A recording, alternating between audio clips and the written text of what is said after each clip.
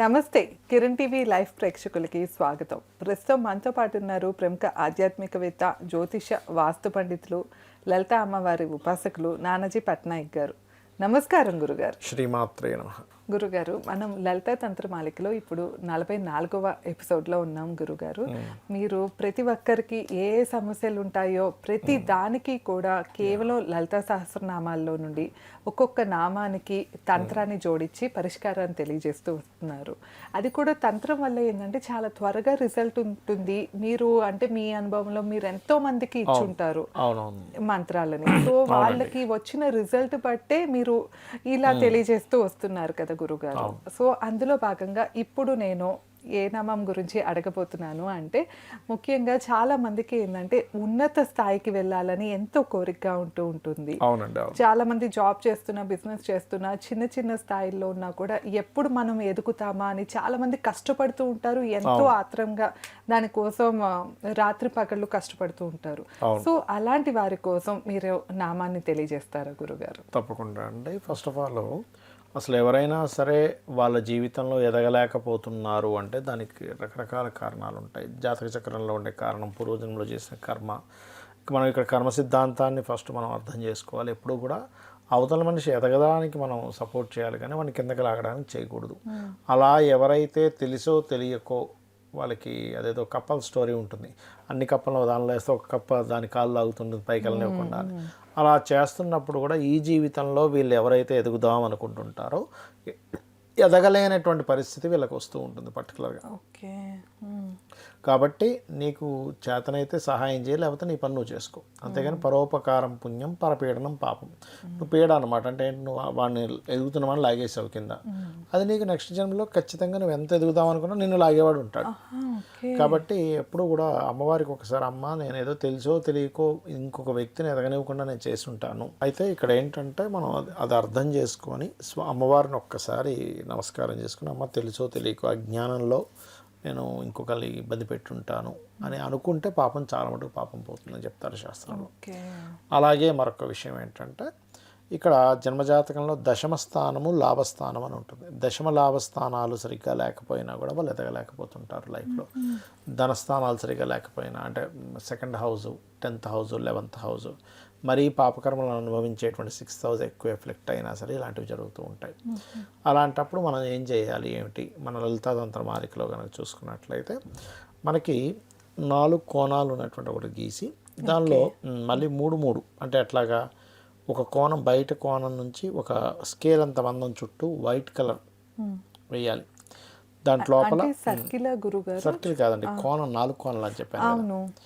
4 కోణాలు ఉండేటువంటిది గీమన్నాను. ఇంతది గీసిన తర్వాత ఒక స్కేల్ అంత మందం ఒక రోడ్ లాగా గీసామనుకోండి చుట్టూ, అది వైట్ కలర్ ఉండాలి. అంటే ఓకే, ఈ 4 కోణాలతో గీసేదే కొంచెం మందంగా గీసుకోవాలి. దాని తర్వాత దాని లోపల రెడ్ కుంకుమతో, దాని లోపల పసుపుతో, దాని లోపల వైట్తో, అంటే మొత్తం మీకు ఎన్ని బాక్సెస్ వస్తాయి? వైట్, రెడ్ అండ్ ఎల్లో, మధ్యలో వైట్, మొత్తం 4 బాక్సెస్ లాగా అవుతాయి. మిగిలిందంతా వైట్ ఫిల్అప్ చేస్తాం. చేసిన తర్వాత మధ్యలో చిన్న బిందువులా పెట్టండి. దానికి ఒక చిన్న బిందువు పెట్టి ఏదైనా రెడ్ కలర్తో పెట్టేసి అక్కడ పుష్పాన్ని పెట్టి ఒక మంత్రం ఉంటుంది. ఓం శుమేరు శృంగ మధ్యస్థ శ్రీమన్నగర నాయకాయే నమః. ఓం శుమేరు శృంగ మధ్యస్థ శ్రీమన్నగర నాయకాయే నమః అనే మంత్రం. ఇది చేస్తూ మీరు చుట్టూ 4 వైపులా 4 దీపాలు వెలిగించాలి. లలిత అమ్మవారి పటం పెట్టుకోవచ్చు.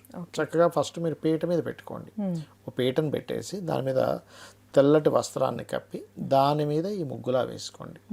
వేసుకొని అక్కడ పటం పెట్టుకొని 40 రోజుల పాటు ఇదే మంత్రం చేస్తూ కనుక మీరు కనుక చేయగలిగితే, ఎప్పుడైనా అక్షింతలు తీసుకున్నప్పుడు ఇలా అక్షింతలు ఇలా చేత్తో పట్టుకోవాలి. ఇలా ఇక్కడ ఇలా పట్టుకొని ఇలా తీసి ఈ మృగముద్ర అంటారు, ఇలా తీసి ఇలా వేస్తూ ఉండాలి.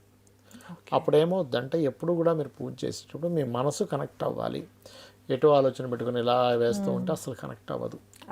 మనసు కనెక్ట్ అవ్వనటువంటి పూజ మీకు అసలు పనికిరాదు. ఎందుకు చాలామంది పూజలు చేస్తున్నా వాటి ఫలితాలు రావు అంటే మనసు ఎక్కడా కనెక్ట్ అవ్వదు. ఏదో అలా చేస్తూ ఉంటారు. అంటే వాళ్ళకు ఉండే కష్టాల వల్ల రకరకాల ఆలోచనలు ఉంటాయి. దీనికి మీరు నైవేద్యం ఏం పెట్టాలి అంటే పాయసం నైవేద్యం పెట్టచ్చు. లేదు పాయసం చేసుకునేంత స్తోమత లేదు, మిశ్రీ అంటారు, అవును. మిశ్రీ నైవేద్యం పెట్టచ్చు, కొబ్బరికాయ కూడా కొట్టచ్చు. ఈ మూడిట్లో ఏదైనా చేయొచ్చు మీరు. ఓకే. పాయసము, మిశ్రీ లేదా ఇది. పుష్పాలు, తెల్లటి పుష్పాలతో చేస్తే చాలా మంచిది. మరీ ఎక్కువ పాపగ్రహాలు ఉన్నాయి 6వ స్థానంలో అనుకున్నప్పుడు వారు ఎర్రటి పుష్పాలు, కుంకుమతో కూడా చేయొచ్చు. ఎక్కువ పాపగ్రహాలు 6వ స్థానంలో ఉన్నాయి, చాలా ఎక్కువ ప్రభావం ఉంది అన్నప్పుడు కుంకుమతో చేస్తే ఇంకా మంచిది. ఓకే. ఇలా 40 రోజుల పాటు చేయాలి. 40 రోజుల పాటు చేయాలి. ఆ పీట అది అలా అలా ఉంచొచ్చు, 40 రోజులు ఉంచొచ్చు. పూలు ఒకటి మార్చుకోవాలి, పువ్వులు మారుస్తూ ఉంటారు మీరు. బెల్లముతో చేసినట్టు అన్నాన్ని బలిగా పెట్టాలి ఓకే. ఈ 40 రోజులు కూడా. రోజు ఏ రోజు ఆ రోజు పెట్టేసి, బలి పెట్టేసిన తర్వాత బలి ఇలా నీళ్ళు జల్లేసి దండం పెట్టుకుంటాము, బలి సమర్పయామి అనుకుంటాము. దాని తర్వాత అది తీసుకెళ్ళి ఏదైనా గోవులకి లేకపోతే కుక్కలకి పక్షులకి పెట్టేసేయవచ్చు.